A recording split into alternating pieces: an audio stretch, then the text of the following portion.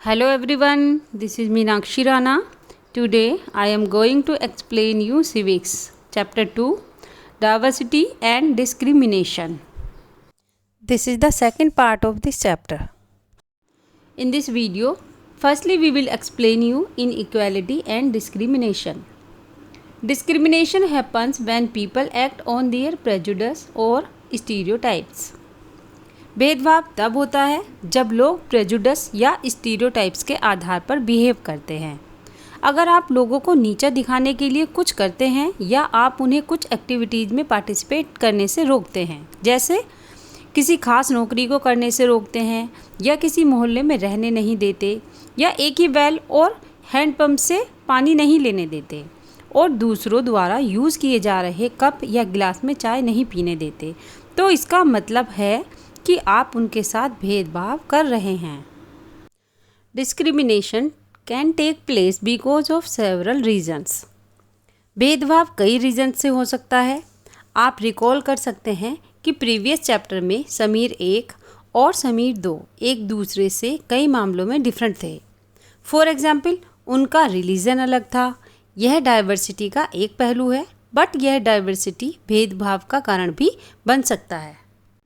ऐसा तब होता है जब लोगों के ग्रुप्स जो एक निश्चित लैंग्वेज बोलते हैं, किसी एक विशेष धर्म का पालन करते हैं, स्पेसिफिक रीजन्स में रहते हैं, इन सभी के साथ भेदभाव किया जा सकता है क्योंकि उनके रीति रिवाजों और प्रथाओं को निम्न के रूप में देखा जाता है। Another difference between the two Samirs was in their economic backgrounds. दोनों समीरों में एक और अंतर था, उनकी इकोनॉमिक बैकग्राउंड्स का। समीर 2 पुअर था, यह आपने पिछले चैप्टर में पढ़ा ही था, बट यह डाइवर्सिटी का पहलू नहीं है, यह तो इनइक्वालिटी का पहलू है। जो लोग पुअर हैं उनके पास भोजन, कपड़े और रहने के लिए घर जैसी नीड्स को पूरा करने के लिए मनी नहीं होती। इस कारण ऑफिसेज, हॉस्पिटल्स और स्कूल्स आदि में उनके साथ भेदभाव किया जाता है क्योंकि वो लोग पुअर हैं। Some people may experience both kinds of discrimination. They are poor and they belong to groups whose culture is not valued.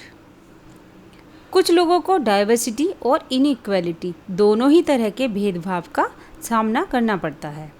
एक तो वे पुअर हैं और दूसरा कारण यह है कि वे उस ग्रुप से बिलोंग करते हैं जिनके कल्चर की कोई वैल्यू नहीं मानी जाती।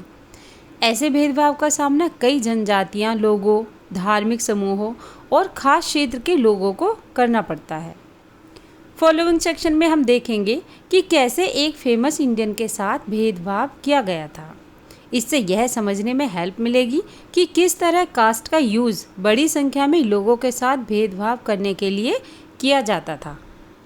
नाउ स्टूडेंट्स, अब हम बात करेंगे इन लड़कियों की जो इस पिक्चर में दिखा रखी हैं। A common stereotype about Muslim is that they are not interested in educating girls and therefore do not send girls to school. कुछ मुस्लिम्स के बारे में कॉमन स्टीरियोटाइप है कि वे गर्ल्स को पढ़ाने में इंटरेस्ट नहीं लेते, इसलिए उन्हें स्कूल नहीं भेजते, जबकि स्टडीज से यह दिखा रहे हैं कि मुस्लिम्स की गरीबी एक इम्पोर्टेंट रीज़न है। गरीबी के कारण ही वो लोग गर्ल्स को स्कूल नहीं भेज पाते थे या फिर स्कूल से जल्दी निकाल लेते थे।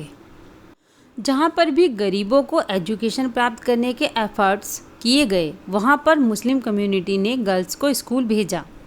फॉर एग्ज़ाम्पल, केरल में स्कूल्स और घरों में ज़्यादा डिस्टेंस नहीं है। गवर्नमेंट बस सर्विस बहुत अच्छी है, जिससे रूरल एरियाज में टीचर्स को स्कूल पहुँचने में हेल्प मिलती है।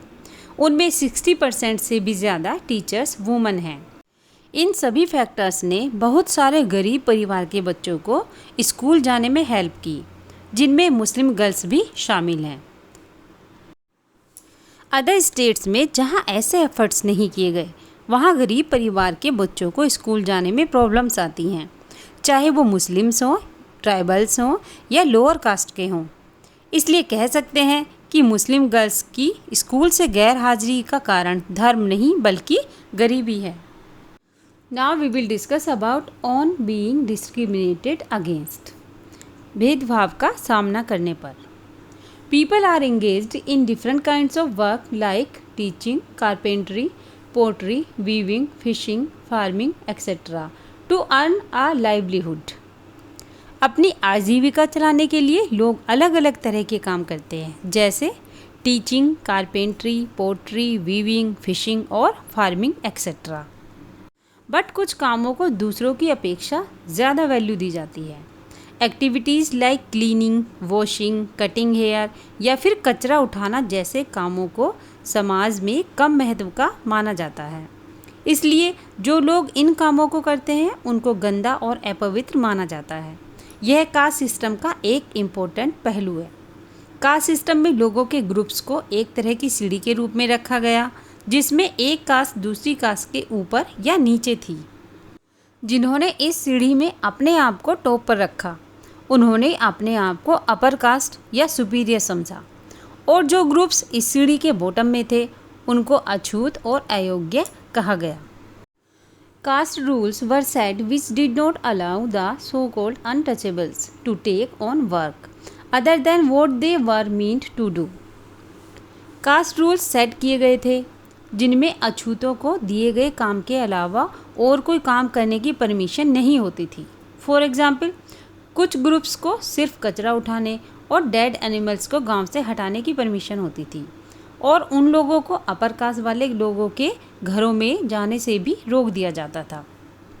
वो लोग गांव के कुएं से पानी भी नहीं ले सकते थे और उनकी मंदिरों में भी एंट्री नहीं होती थी। उनके बच्चे दूसरी जाति के बच्चों के साथ स्कूल में नहीं बैठ सकते थे। इस तरह अपर कास्ट के लोगों को जो अधिकार मिले थे वो उन्होंने अछूतों को नहीं दिए।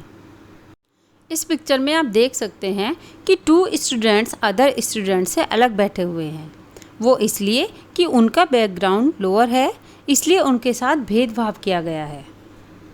Now students, look at this box.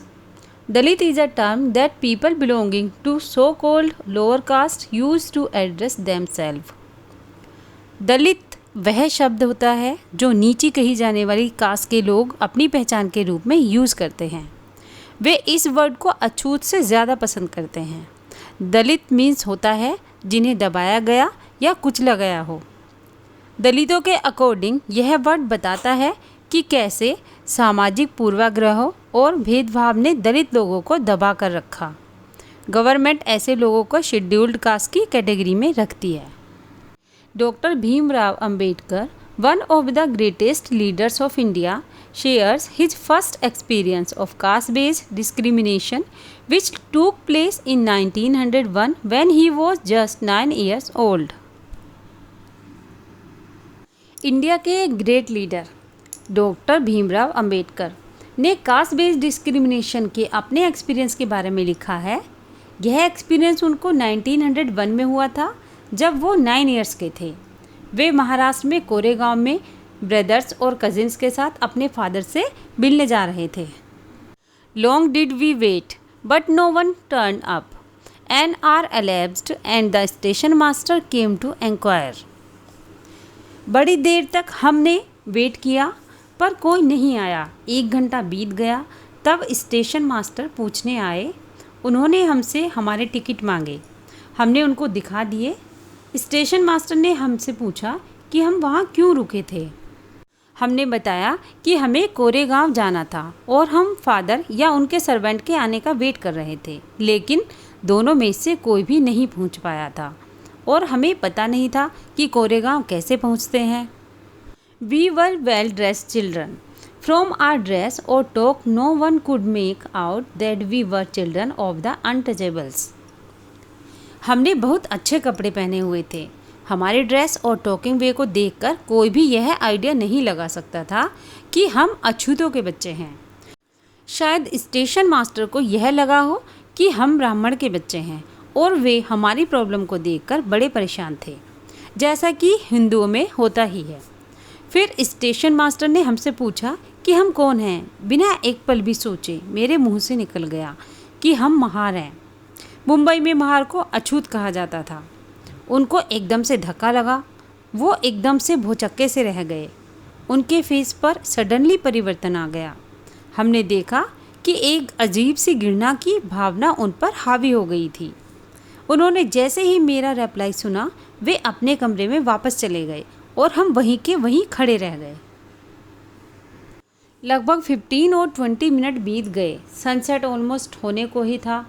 हमारे फादर नहीं आए और ना ही उनका सर्वेंट आया, और अब स्टेशन मास्टर भी हमें छोड़कर चले गए थे। हम काफ़ी घबराए हुए थे। जर्नी की स्टार्टिंग में जो खुशी और उत्साह की फीलिंग्स थी हमारे अंदर, उसकी जगह अब उदासी ने ले ली थी।